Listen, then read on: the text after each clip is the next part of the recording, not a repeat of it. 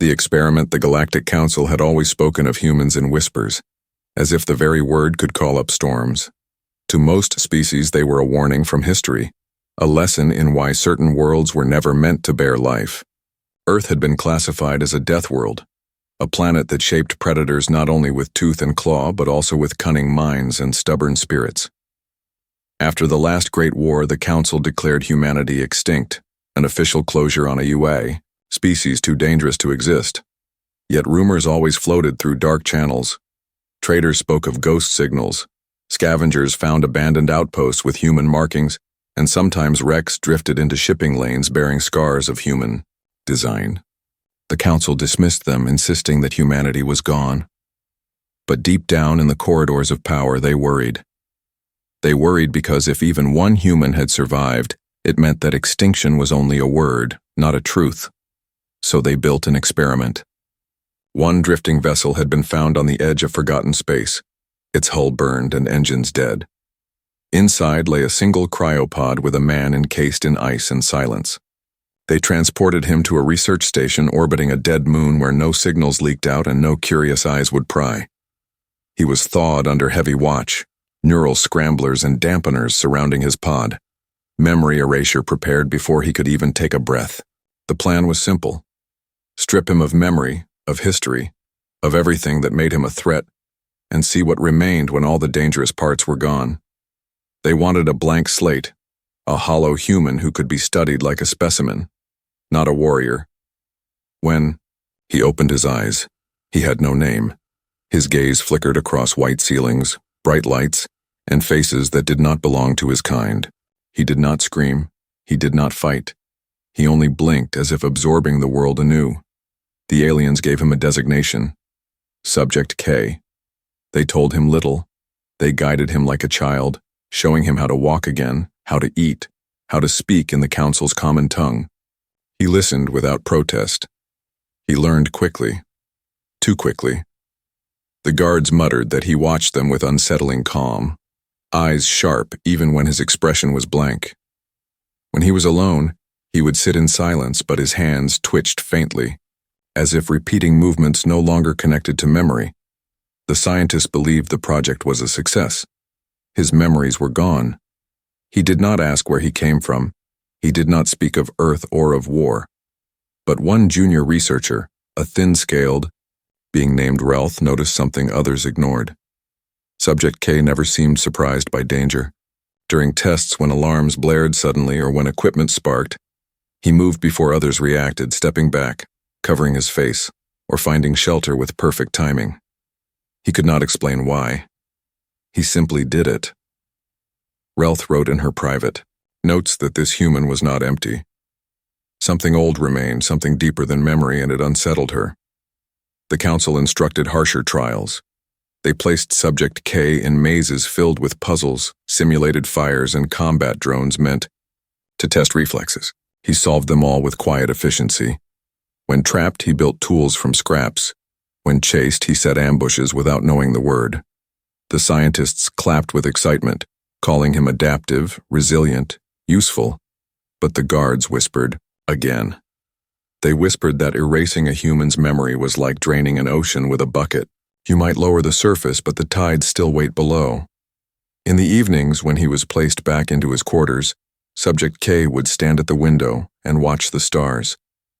He did not know why his chest tightened at the sight, or why sometimes his fists clenched as if remembering battles his mind could not recall.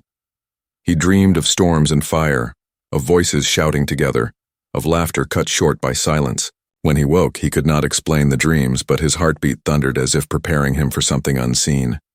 The Council believed they had stripped him of power. The researchers believed they had created a safe subject.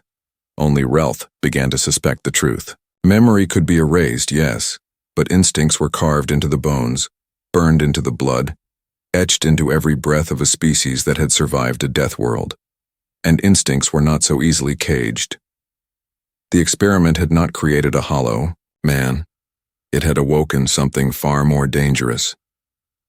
The hollow man Subject K woke each day in the same white chamber, walls smooth with no edges, doors sealed with locks that whispered open only when commanded.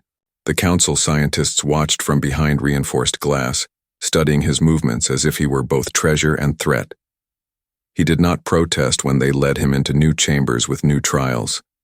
He did not speak of longing or ask questions about who he had been before. Yet with every test he completed, something stirred deeper inside him, something that could not be erased by cold machines and memory scramblers. They called him cooperative, a model subject. They did not see how his eyes tracked every guard's hand placement on weapons, how his body adjusted to the rhythm of their patrols without thought.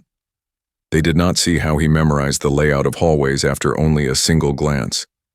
He carried no memories of Earth or family or war, but his mind processed space and movement with the ease of instinct. It was as though his body carried lessons older than thought, a survival song sung in silence. Relth, the young researcher, kept her own notes hidden. She noticed how Subject K learned language not in slow repetitions, but by listening once and adapting. She noticed how he solved logic puzzles faster than machines built to monitor him, and when the puzzles shifted to combat drills, he fought not with fury but with precision. When the drones fired stun pulses, he dodged before the beams discharged, moving by reading the faint twitch of a machine's frame, an act no ordinary being should have managed. The guards began whispering whenever he walked past. They said he had no past, no memories, yet he carried himself like a soldier. His back was straight, his movements efficient, and when danger flared in the simulations, he displayed no hesitation.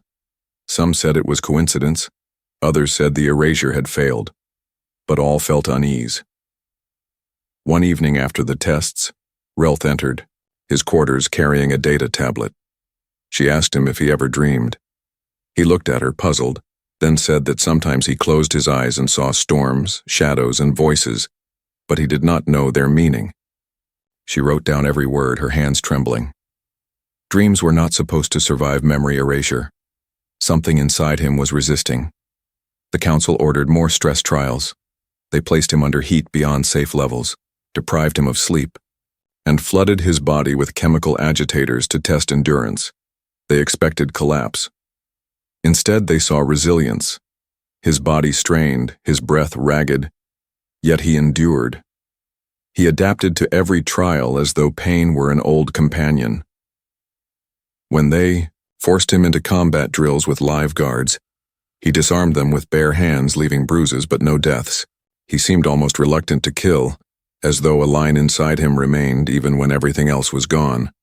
The commander of the facility reported that the subject was not a danger so long as control was maintained, but his words carried doubt.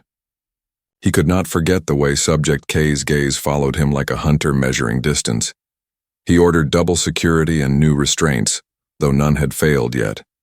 Meanwhile, whispers spread among the staff. Some feared him, others admired him. Relth found herself caught between duty and curiosity. She knew she should treat him as an object of study, yet when he looked at the stars through the glass and asked why his heart ached though he had no memory, she could not answer. She began to wonder if humanity was not erased, but merely buried beneath a thin veil. Subject K continued to move through his days with quiet obedience, but each night his dreams grew sharper. He saw hands gripping his own, fire lighting skies, comrades shouting orders, the taste of smoke and salt, the rhythm of marching feet. He did not know their names, yet he felt them inside his chest. He woke with sweat on his brow and a fire in his veins. He could not explain it, but he knew these dreams were not illusions. They were fragments of truth.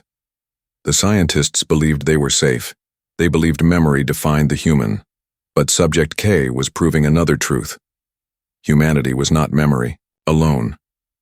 Humanity was instinct, adaptation, and an inner fire that no machine could extinguish.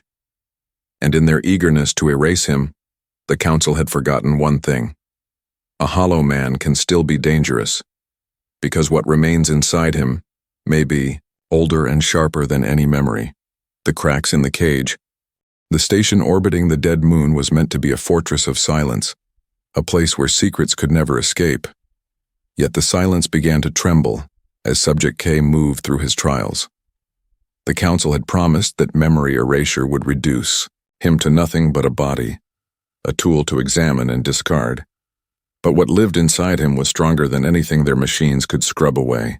Each day his actions grew more unsettling to those who watched him from behind the glass.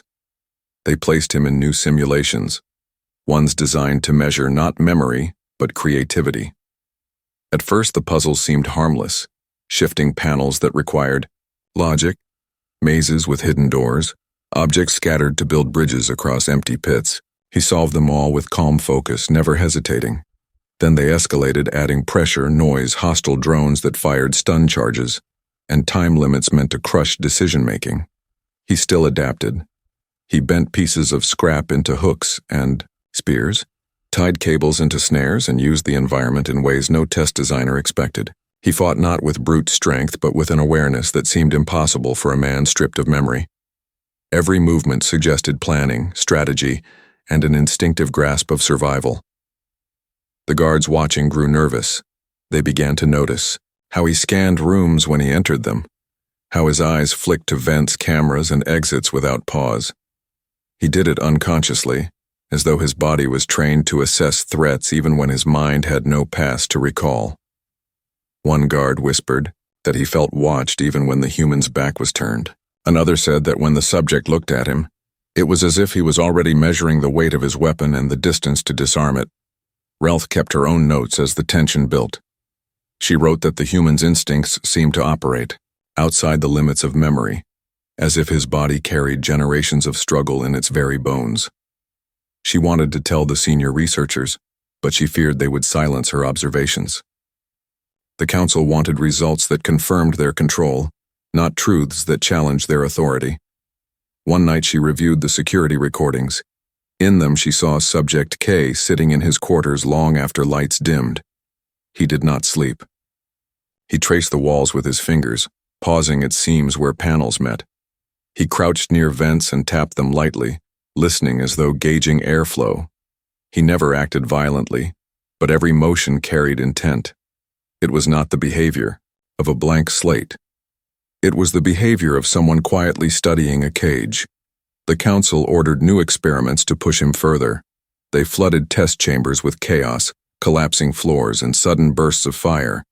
He responded by moving before the hazards even triggered, leaping clear a second before panels gave way, shielding his face as if he knew the explosion would strike. The scientists argued he must still have fragments of memory, but their scans showed nothing. Relth argued quietly that what they were witnessing was not memory, but something deeper, something etched into the very foundation of his being. The facility commander grew restless. He began holding private meetings, whispering to the senior staff that containment might not hold forever. He wanted assurances, yet none could be given. The human obeyed for now, but the commander knew that obedience could end the moment instinct told him to strike. Orders from the council pressed him to continue the research. Though every guard and technician in the station felt unease build like static in the air. Subject K remained quiet, but inside his mind a storm grew. Each night his dreams sharpened, voices clearer, faces forming in the haze of fire and battle. He did not know their names, yet he felt their weight in his chest. He felt comrades at his side, the sound of laughter and war drums, the echo of unity. When he woke, his breath came hard and his hands curled into fists he did not remember training. The cracks in the cage widened. The scientists saw data, the guards saw danger, and Relth saw a truth that terrified her. Memory had been erased, but instinct endured. The hollow man was not hollow at all. He was filled with something that no machine could break, something waiting for the right spark to ignite. And in the deep halls of the station, the whispers spread further. The guard said that perhaps the council had not destroyed humanity after all. Perhaps they had only covered a flame that still burned, hidden but unextinguished. If so, they had built their laboratory not to study ashes, but to study a fire still smoldering. The awakening. The Galactic Council had grown uneasy with the silence coming from the research station. Reports showed Subject K adapting at a rate that made even the most careful scientists nervous. The council members who had once argued that the experiment was safe began whispering of risk and instability. Some demanded the subject be destroyed before his existence spread beyond the station walls. Others wanted to continue in secret, hoping to learn more from this lone remnant of a species they feared yet envied. In the end, orders came down, not as cautious suggestions, but as sharp commands. If control wavered, if containment showed even the smallest crack, termination was to be immediate. The facility commander received these orders with grim silence. He trusted neither the scientists who insisted the human was docile, nor the guards who whispered of danger in the dark. He saw the way Subject K moved, the way his eyes caught every detail. He had lived long enough to recognize the difference between a passive prisoner and a predator waiting behind a mask of calm. He began preparations quietly, storing heavier weapons, reinforcing the control chambers, and drawing up an evacuation plan no one else knew existed. Meanwhile, Subject K continued his daily routine, unaware of the official decree hanging over his head. Yet he felt the shift in the air. The guards no longer looked him in the eyes. The scientists spoke in tighter voices, and the commander's visits grew more frequent. His instincts sharpened with every detail. He did not know who he was or why he was trapped here, but he knew that danger circled closer each day. His body carried the tension of a man readying for a blow that had not yet fallen. One morning, the researchers placed him in a neural scan chamber, a dome of light that reached into the patterns of his brain. They sought proof that his memory had not returned. They told him to relax, to think of nothing, but as the machine hummed, his heartbeat surged and images filled his mind. He saw a storm raging over black seas, lightning cutting across clouds, voices shouting orders, the weight of armor on his shoulders, comrades running beside him. He smelled smoke and heard the roar of fire. The machine pierced deeper and he screamed not in pain but in defiance. Alarms blared as the scanners overloaded, sparks showering across consoles. The scientists scrambled to shut it down, but the damage was done. Fragments of memory, faint and fractured, clung to his mind like echoes that refused to fade. When they pulled him out of the chamber, his eyes were wild, his chest heaving. He could not name the faces in his visions, yet he felt their presence, as real as breath. He whispered words he did not understand, syllables from a language long buried, and his hand shook not with fear but with fury. For the first time since he had awakened in this station, Subject K felt something rise inside him that was greater than obedience. Relth stood at the glass, her scales trembling. She had warned the others that instincts were not erased, but now she saw memory itself clawing back through the cracks. She wanted to speak, to argue that killing him would waste the greatest discovery in history, but she also knew that arguing would not save him. The commander had already made his decision. The human was no longer a subject to be studied. He was a threat to be removed. In the following hours, the facility bristled with tension. Guards doubled at every door, weapons charged. Scientists whispered of termination protocols, though some admitted regret. Relth could not focus on her work, her mind caught between duty and a strange sense of loyalty to the man behind the glass. She thought of the way he endured trials without complaint, the way he looked at the stars as though they called to him. She thought of his words about dreams and storms and the ache in his heart. To destroy him now felt like an act of cowardice, not science. Subject K felt the danger closing in. He did not know the orders had been given, but he could read it in the rhythm of boots outside his cell and the weight of eyes upon him. Something inside him whispered that he was about to be tested not by puzzles or machines but by survival itself. He could not remember his name, his home, or his past battles, but he knew what survival required. His instincts had never failed him. And as the night deepened across the silent station, he prepared for the moment when obedience would no longer matter. Instincts unleashed. The order to end the experiment was not spoken aloud in the open corridors, but it carried through the facility like a shadow. Guards shifted nervously, scientists avoided the human's gaze, and the commander began to move his chosen squad into position.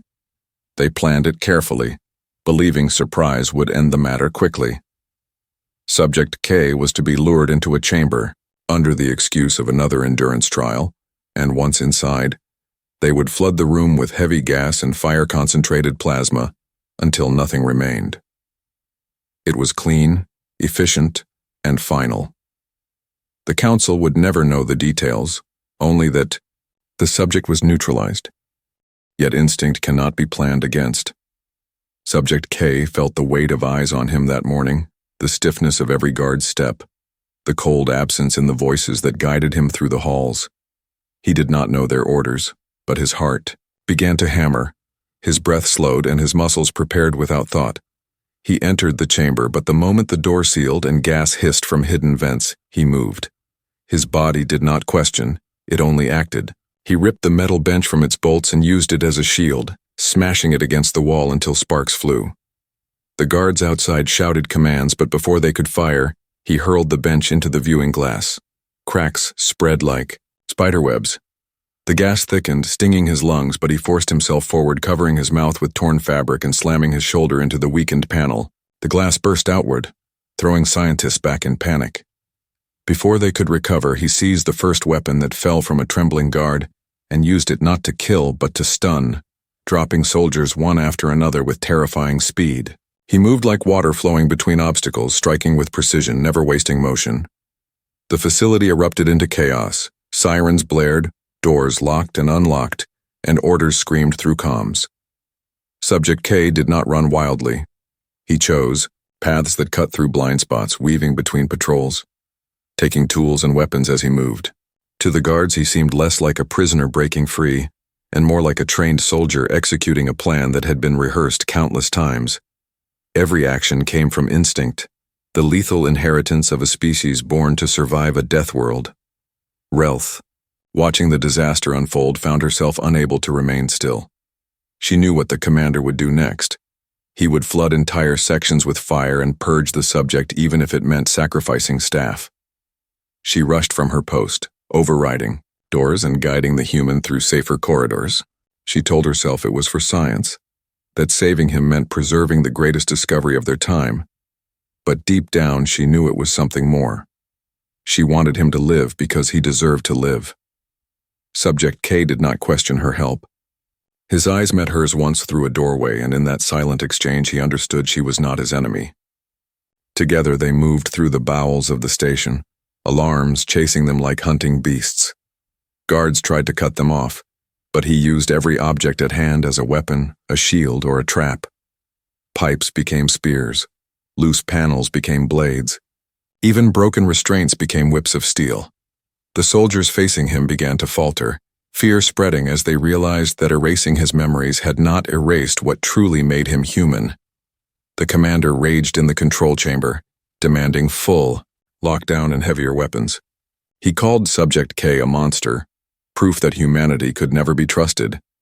But his words were drowned by the sight of his soldiers falling one by one. Even stripped of identity, even without the knowledge of who he was, the human fought with a fire that refused to die. Relth guided him to maintenance shafts that led toward the outer decks. She whispered directions as they ran, her heart pounding with terror and awe. She had never seen such clarity of movement, such ruthless precision, and yet she saw restraint too. He could have killed dozens, but he left them alive, incapacitated, choosing control over slaughter. That choice frightened her more than any weapon, for it meant he was not only dangerous, he was aware. By the time they reached the docking bay, the station was in turmoil. Fires burned in half the corridors, systems failed, and soldiers no longer chased but retreated. The legend of humanity, once dismissed as myth, was alive before their eyes. The council had believed memory defined the human threat, but now they saw the truth. It was not memory that made them lethal. It was instinct, a force no machine could erase, a fire no gas could smother. Subject K stood at the threshold of freedom, blood on his hands, breath harsh but steady. For the first time, he understood that he was more than a hollow man. He was something the galaxy had tried to bury and failed. He was human, and instinct had brought him back from the grave. The return of fire. The docking bay shook with alarms and flashing lights as Subject K stood with Relth at his side. The hangar doors were sealed, heavy metal locked with layers of council codes, but his eyes scanned the chamber like a predator reading the land. He did not remember who he was, but instinct guided him. He moved toward the control deck, his hands pulling cables free, his body reacting as if it had done this many times before. Relth tried to feed him codes from her tablet, but when the system denied access, he forced open panels and crossed wires with brutal efficiency. Sparks rained down and the giant doors began to grind open inch by inch.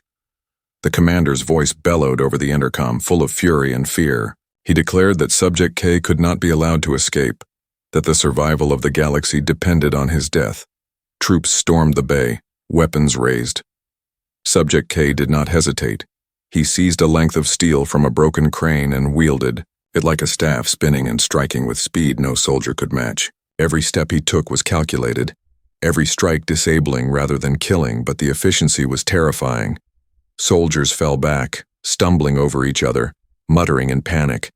To them he looked less like a prisoner and more like a force of nature unleashed. Relth ducked behind cover, her heart racing. She had seen him in tests, seen his reflexes, but this was different. This was war flowing through his veins without memory to guide it. She realized then that memory was not the source of humanity's strength. Their strength was older, carved by survival on a world that broke weaker species. They carried war in their blood, not because they desired it, but because survival demanded. Yet in the chaos they reached the central deck where emergency vessels were stored. The commander himself appeared with a squad of elite guards, armored and armed with weapons strong enough to tear through hull plating. He aimed a rifle at Subject K and shouted that humanity should have stayed buried. He declared that the Council had given the galaxy peace by wiping them out, and peace would only remain if the last spark was crushed. Subject K looked at him with steady eyes. He did not know his past, but he knew that every word from the commander carried fear. He moved before the man could fire, closing the distance in a heartbeat, striking the rifle aside and forcing the commander to the ground. The guards attacked, but Subject K used the commander's own body as cover, disarming one guard and striking another down with the butt of a stolen weapon. Relth watched as the battle turned in moments, the elite squad breaking under the storm of one man's instincts. At last the commander lay on the floor, beaten but alive, and Subject K pressed the weapon to his chest. For a long moment the bay was silent, everyone waiting for the shot that would end him. But Subject K did not fire. He stepped back, lowering the weapon, and his voice broke the silence. He told the commander that extermination could erase records, burn cities and scatter graves, but it could not erase what humans were. He told him that mercy was stronger than fear, and that by sparing him he would remember not humanity's rage, but its choice to endure. Relth felt her chest tighten as she heard those words. He had no memory, yet he spoke with the conviction of someone who carried the weight of his people inside him. She understood now that memory was fragile, but humanity's essence was carved into their very core. Together they forced open the hangar controls and boarded a shuttle. Systems fought to deny them access, but Subject K's hands moved with confidence, bypassing codes as though guided by ghosts of past knowledge. Engines roared to life and the shuttle lifted from the deck, leaving behind a bay full of stunned soldiers and a commander who could no longer claim that humans were gone. As the shuttle broke free of the station and the stars opened before them, Relth turned to him and asked if he remembered who he was. He shook his head slowly, his gaze fixed on the endless dark. He said that his name was lost, but something greater had returned: fire, instinct, and defiance. He said that whatever else the Council tried to erase, they had failed to take away the one thing that mattered. He was human, and humanity could not be buried. Humanity unbound. The shuttle glided through the void, its engines humming like a heartbeat, carrying Subject K and Relth away from the station that had tried to erase him from existence. Outside, the stars stretched endlessly, indifferent to the struggles of a single species, but inside the silence was alive with unspoken tension. Subject K's hands rested on the controls, moving them with precision born of instinct, a human instinct that refused to be wiped away even when memory had been stripped from him. Relth watched him closely, trying to understand the paradox of a man with no past yet carrying the essence of an entire species in his every movement. She realized that humans were not just survivors. They were catalysts, capable of turning desperation into power, and their very presence was a warning to anyone who underestimated them. The council's station behind them erupted in alarms and flashes as reinforcements were scrambled, the emergency sirens signaling that the escape was being pursued. Subject K's gaze never wavered from the stars ahead, and Relth felt the tension in her chest begin to ease. She saw the determination etched into his posture, the unspoken knowledge that humans did not surrender, and in that moment, she understood why the galaxy had always feared them. No species had the adaptability, the unpredictability, and the relentless will to survive that humanity carried like a shield and a sword at the same time. Subject K finally spoke, his voice calm but firm, explaining that memory could be stolen, but instinct and resolve were imprinted deeper than any council could reach. He said that even with his memories gone, the essence of being human had guided him, had allowed him to navigate impossible situations, and had made him a force the council could not anticipate. He turned to Relth, his expression resolute, and told her that this was only the beginning. Humans were not defined by what they remembered, but by what they refused to forget in their spirit. The council's fleet appeared as tiny blips against the vast darkness, chasing the shuttle with deadly precision. They fired energy beams that sliced through space, and Relth gripped her seat as the shields flared, deflecting the blasts with sparks of white-hot energy. Subject K maneuvered with uncanny skill, dodging and weaving through the void, his reflexes sharper than any automated system the council could deploy. Every movement was calculated, yet instinctual, and the fleet began to falter, losing formation, as they underestimated a single human with no memory yet a lethal essence. Hours passed in tense silence, broken only by the hum of the engines and the occasional communication from pursuing ships. Then, as they approached a distant nebula, Subject K activated the shuttle's stealth protocols, a technique he could not explain, but somehow knew how to execute. The shuttle vanished from sensors, leaving the council blind and frustrated. Relth let out a breath she had not realized she was holding, and for the first time since they had escaped, hope blossomed inside her. They were not just surviving. They were reclaiming control over their fate, proving that humans could not be erased, caged, or forgotten. As the shuttle emerged from the nebula, Subject K looked out at the stars and spoke again, saying that the council's arrogance had been their undoing. They believed that erasing memories could destroy a human, but they had ignored the most lethal thing of all, the indomitable will to endure, the refusal to surrender, and the capacity to turn any weakness into a weapon. Relth realized that he did not need his past to fight, to plan, or to lead. The essence of humanity itself was enough to challenge empires, survive annihilation, and inspire allies. In the days that followed, they reached a hidden human colony, a place that had been lost to the galaxy and thought extinct. Children played in fields of strange flora. Adults trained and built, laughed and argued, and the colony thrived against all odds. Subject K stepped onto the ground, feeling the warmth of the sun on his face, and for the first time, he understood that his battle was not just about survival. It was about ensuring that humanity's spirit would continue to blaze like a beacon for all who believed the impossible could not be done. He realized that memory could be stolen, but humanity could never be erased. He turned to Relth, smiling faintly, and said that the council had learned a dangerous lesson. Humans could be underestimated, memories could be erased, but the fire inside would always return stronger than before. And as the colony welcomed them back, preparing for the challenges to come, Subject K knew that one day the galaxy would see the full scope of human resilience, cunning, and defiance, and no power could ever silence it. The sun dipped behind, the hills casting long shadows over the human settlement, but the light of their will burned brighter than any star in the sky. Humanity had survived, humanity had returned, and humanity had learned that the most lethal weapon they carried was not their memories, not their technology, but their unstoppable spirit. The human edge.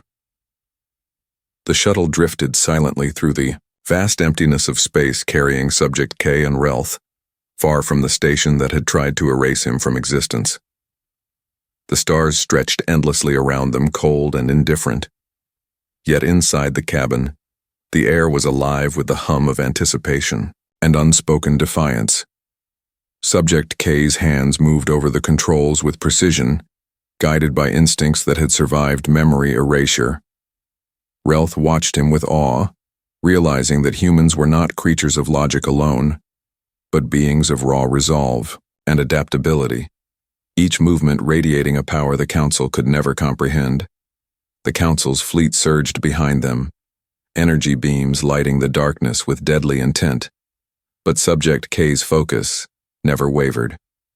Every maneuver was fluid-born, of something deeper than memory, something innate that could not be stolen. He spoke to Relth softly, saying that they believed erasing memory could destroy a human, yet they failed to understand that what makes humans lethal is not what they remember, but what they carry in their very essence, in their will to survive and defy against all odds. The shuttle weaved through asteroids and debris fields, the hull scraping against unseen hazards, yet remaining intact, as if guided by the human mind itself. Relth gripped the seat, realizing that she was witnessing more than escape. She was witnessing an embodiment of human resilience, a spirit that no mind wipe, no weapon, no empire could ever break. Even without memories, Subject K anticipated every attack, countered every strategy, and turned danger into advantage with a creativity and recklessness that left the Council fleet faltering and confused. Hours passed like minutes as the stars rushed past them.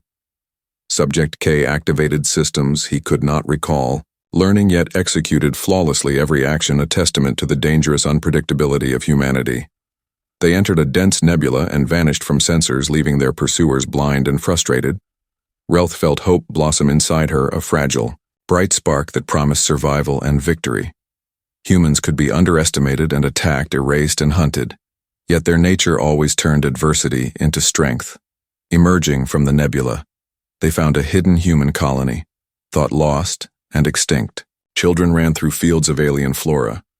Adults worked and trained, laughed and argued, creating life where none should have existed. Subject K stepped onto the ground, feeling the warmth and vitality of the place, sensing that this was more than home. It was proof of human endurance, proof that memory could be stolen but spirit could never be broken. He looked at Relth and said, "The Council forgot the most dangerous thing humans carry, the ability to rise from nothing, to overcome anything, to weaponize their weaknesses and turn survival into triumph." The colony welcomed them silently and with reverence for the one who had survived what should have been the end. The sun rose higher, warming the hills and valleys, yet brighter than the light of any star burned the unyielding determination of humans. Subject K knew this was only the beginning, that the galaxy would never forget, that humans could endure anything, and that they could never be erased. Their strength was not in memory, not in technology, but in the relentless fire that drove them forward and made them unstoppable. He raised his gaze to the heavens and smiled faintly, knowing that one day the full force of human spirit would be undeniable, and undeniable it would remain in every heartbeat, every breath, every choice that humans made, and the galaxy would have to reckon with the fact that no power could erase them and no plan could contain them. They had survived, they had returned, and they had reminded the universe that humanity was more than flesh and blood. It was will and fire and cunning and resilience. The wind rustled through the alien trees. The children's laughter echoed across the fields. The human colony thrived in defiance of all who thought they could erase it. Subject K's eyes glimmered with promise for the future, and the knowledge that humans were always more than they appeared. The most lethal weapon in the universe was not a fleet or a weapon. It was humanity itself. Alive, untamed, and impossible to forget. The end.